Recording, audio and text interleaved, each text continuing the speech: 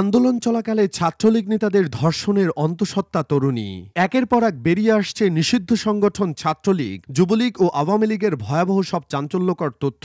বৈষম্য বিরোধী ছাত্র আন্দোলন চলাকালে ছাত্রলীগের নেতাদের ধর্ষণের শিকার এক ছাত্রী বিচার চেয়ে সমন্বয়কদের উপর ক্ষোভ ঝেড়েছেন। ওই ছাত্রী বলেন, গত ৪ আগস্ট সকাল ৯:৩০টার দিকে চাষারা গোলচত্বর থেকে ছাত্রলীগের নেতারা আমাকে তুলে নিয়ে যায়। তারা ২০ থেকে ২৫ জন ছিল। তারা আমাকে টেনে হিচড়ে মারতে মারতে তোলারাম কলেজের পাশে তাদের একটি অফিসে নিয়ে যায়। তারা আমার ফোন কেড়ে নেয়, অনেক বাজে কথা শোনায় এবং গালি দেয়। এক পর্যায়ে সবাই মিলে অফিস থেকে চলে যায়, শুধু ২ জন থাকে। সে ২ জন আমাকে ধর্ষণ করে। শনিবার শিল্পকলা একাডেমির জাতীয় চিত্রশালা মিলনায়তনে জুলাই গণ অভ্যুত্থানে নারীদের সম্মুখ ভূমিকা নিয়ে ছবি ও তথ্যচিত্রের আর্কাইভ প্রদর্শনী অনুষ্ঠানে এসব কথা বলেন আন্দোলনে অংশ নেওয়া ওই ছাত্রী। তার দাবি, এই ঘটনায় সমন্বয়ক থেকে শুরু করে বৈষম্য বিরোধী ছাত্র আন্দোলনের প্রায় সবাই জানত।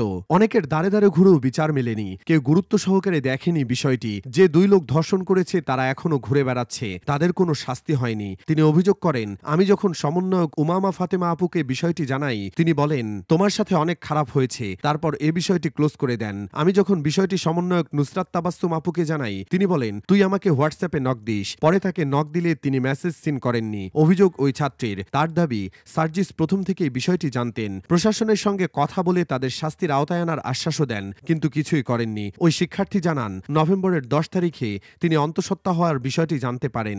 ৩১ ডিসেম্বর তার গর্ভপাত হয়। এদিকে সমন্বয়ক নুসরাত তাবাসসুম এক ফেসবুক স্ট্যাটাসে লিখেছেন, ওই ছাত্রীকে সব রকম সাহায্য দিতে চাওয়া হয়েছিল। তার পরিবারের সঙ্গে কথা বলে তার সুচিকিৎসা, নারায়ণগঞ্জের ঘটনাস্থলে তদন্ত, মামলা সবকিছুর কথা বলা হয়েছিল, কিন্তু সে চেয়েছিল অন্য কিছু। কিন্তু তার অনুমতি ব্যতি রেখে আমি সেটা প্রকাশ করতে পারছি না। এছাড়াও এ ঘটনায় ঢাকা বিশ্ববিদ্যালয়ের ছাত্র ও সামাজিক আন্দোলনকর্মী মহিউদ্দিন রনি তার ভেরিফাইড ফেসবুক পেজে একটি স্ট্যাটাস দিয়েছেন। ফেসবুক স্ট্যাটাসে তিনি লিখেছেন, ৬ মাস পর জনতার জন্য ক্ষমতা নাকি ক্ষমতার জন্য জনতা, এখন এই প্রশ্নগুলো বারবার মাথায় ঘুরপাক খাচ্ছে। আর কত প্রাণ দিতে হবে বিচার পাওয়ার জন্য? মহিউদ্দিন রনি আরও লিখেছেন, রাজনৈতিক দলগুলো ডক্টর মোহাম্মদ ইউনূসের সঙ্গে বৈঠকে বসে বিচারের দাবি না তুলে কি নিয়ে আলাপ করে? দলগুলোর প্রতিনিধিরা মাইকের সামনে যে বলে জনতা নির্বাচন চায়, কেউ কি বলে না জনতা শহীদ, গাজীদের জন্য বিচার চাই, এই বোনের ধর্ষকের বিচার চাই?